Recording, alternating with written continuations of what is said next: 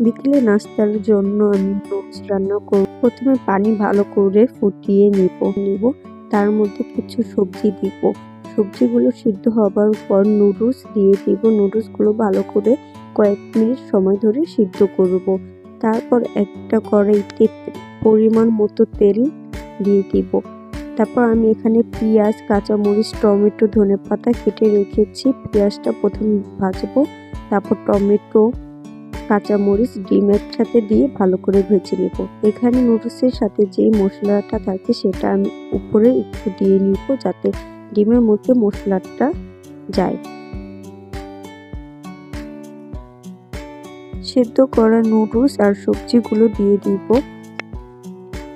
তারপর পরিমাণ মতো লবণ দিব, ম্যাগি মশলা দিব, তারপর পরিমাণ মতো অল্প ধনেপাতা দিয়ে ভালো করে নুডলসের সাথে মিশিয়ে নিব। তারপর হয়ে গেলে একটা বাটিতে পরিবেশন করে খাবো। সাথে আমি একটু চা নিয়েছি।